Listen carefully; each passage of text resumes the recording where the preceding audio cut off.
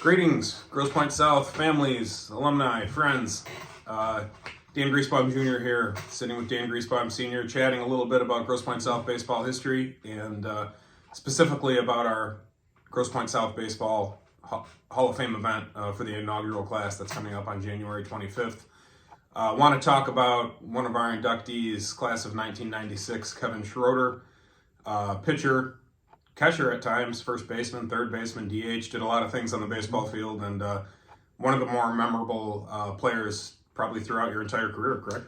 No doubt. When you think of Kevin Schroeder, again, one of the best, if not the best two-way player in terms of success that we had at South. He was just an absolute bulldog in 96, led us to the Final Four. We got to the Final Four and people were wondering, how did this team get here? Well, the number one reason for that was Kevin Schroeder, both on the mound and at the plate. Just had a phenomenal year, had about 50 hits, I believe, and won 9 or 10 games on the mound, including some big wins in the state playoffs. And he was just, again, I can't think of any other word better to describe him than bulldog, because whether it was at the plate or on the mound, he always wanted the ball, wanted to be up in crucial situations, and he almost single-handedly, and it's not to take anything away from the rest of the team, but almost single-handedly led us to the Final Four. You've kind of alluded to it there. Do you recall a situation throughout your career where one player has meant more to one individual team than this particular situation? I don't think so. Again, in 40 years, I cannot remember a single player in terms of a particular year, whether we went to the Final Four or we won the state or whatever, that was probably more dominant as a two-way player. We've certainly had great pitchers, we've had great hitters, but in terms of a two-way player, I don't think anybody had more of an impact than Kevin. So during that state tournament, I think it was, the format of the state tournament had started to change right around that time, and some of the games were moved closer together. And that was one of the years where one pitcher, I think you really had no choice but to maximize him as much as possible. Exactly. He would throw district, of course, which back then was on a Saturday, and then the regional was the following Saturday. He threw that game and also threw that Tuesday in the quarterfinal. So he would pitch the whole game on Saturday and then came back and pitched the whole game on Tuesday. All three of those being complete games. Exactly. And the regional final being a very big upset at that time over Detroit Catholic Central. Yep. And then, the quarterfinal being another upset, you would think, against Berkeley, a team that knocked off a very good Grosse Pointe North in the regional just prior to that. Yeah. And anyone besides Kevin throwing a complete game in either of those two games, it just wasn't going to happen with that team. Right, especially they were both very low-scoring games, if I recall. Yeah. Right, a 3-2-ish and around 2-0, I think, maybe in the quarterfinal. It seemed like after that experience, you did lean on that practice on occasion a couple of times after that, as far as your ace pitcher, as long as they were capable and not overworked, pitching in that same format. Right. You can't do that now, of course. The rules have changed, but and the format's changed.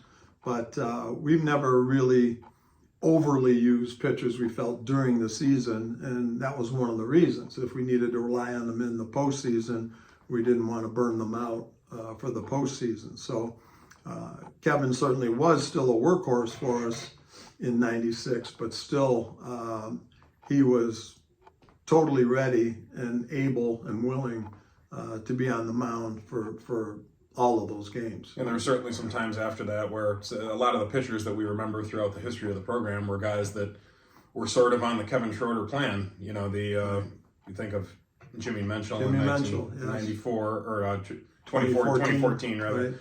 Right. To a lesser degree, I think Andrew Fabry the next year. Mm-hmm.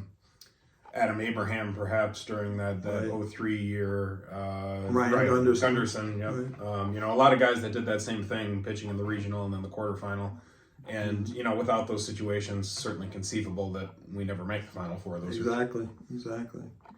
from that '96 team, again, not a good season. Do you remember anything? And it wasn't like the team was expected to be a bad team. I think there was a lot of hopes before that season, but it just didn't quite come together. Right. We just we play in a tough league, as you know, MAC Red, and we didn't have a great regular season, but that's happened to us many times before. We've been third, fourth, fifth, maybe in the league, but then ended up in the Final Four because we caught fire at the end. And that's basically what that team did. They got confident at the end, believed in themselves, believed in Kevin, especially being on the mound, and they carried us to the Final Four.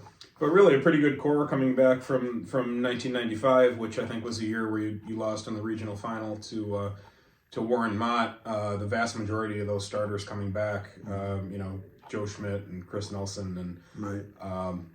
Terry Brennan would have been a junior, but certainly a star player. Mm-hmm. Definitely some hopes for that team, but it just they never really had an easy time during the regular season for whatever reason. Right. But again, nobody remembers what anybody did in the regular season once you get to, it was Battle Creek at the time. So we were one of the top 4 teams in the state, which is where we wanted to be at the beginning of the year. That's where we ended up, even though our regular season wasn't all that memorable. Oh, no doubt. During that time period, the mid to late 90s, the time after Fritz Coiro and Kevin Brennan, and then, more during the time of Kevin Schroeder, who are some of the other standout players that you recall during that time?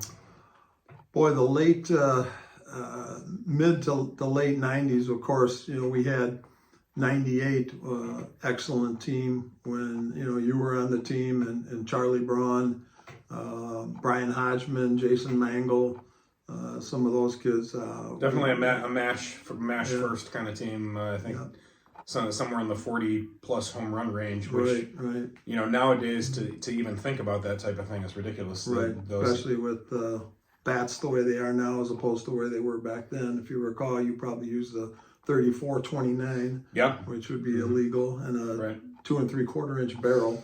2 5/8 now. Certainly a different game in the late 90s. No doubt. And some adjustments to South's ballpark also since that time. A little bit higher fence now, and maybe a touch deeper in certain parts.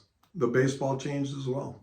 So, do you prefer, just on that same track? Do you prefer a certain style of baseball? Obviously, you've been at Grosse Pointe South 41 years. You've covered different types of fields, 3 different types of fields that our home field has been, many different types of baseballs, different types of bats. Is there a certain era of the game that you prefer, just style-wise? Well, I think back then I probably bunted less, moved runners less, and kind of relied on the long ball, the 3-run homer and so on, because it was more likely to occur. Now with all the changes, I think you need to consider small ball a little bit more than what you might normally have in the past, in the 90s and before then. So I mean, even a great South team now, like 2018, the team that ran away with the state championship, hit maybe 10 to 15 home runs, and that was with a power hitter, Davis Graham, hitting 9 or 10 of them himself. Right, and Anthony Dermanoulian hitting behind him. So but again, the team itself did not have many home runs, and we had to rely on bunting and moving the ball. I recall in the semifinal game, I believe against Midland, we had scored 2 runs and barely got the ball out of the infield. And that's what really helped us back then, and it helped us in the final game against Woodhaven as well. Definitely.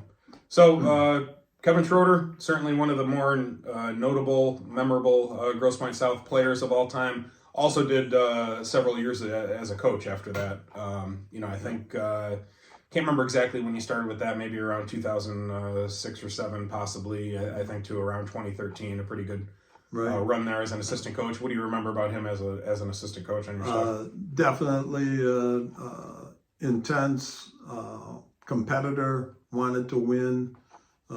Players respected him, liked him, provided a lot to us in terms of a coaching staff, in terms of being a great player that he was. He could get that info to the players in a manner in which they could understand and pick up on very quickly. Definitely. Hall of Fame event coming up, January 25th.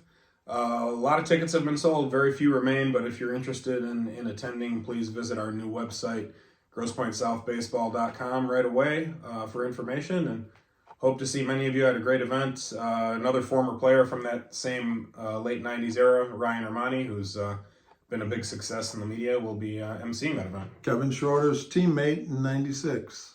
Real briefly, what do you remember about Ryan Armani as a player? Ryan was a team favorite. Definitely a team favorite. I just remember him when we made it to the Final Four. He's roaming the hallways going, "We shocked the world. We shocked the world." Just definitely, as I said, a team favorite in 96, no doubt. And I believe a captain in 97. Yes, he was. Senior as Yes, well, he was. All right, well, thanks everyone. Hope to see you at the big event coming up. Take care.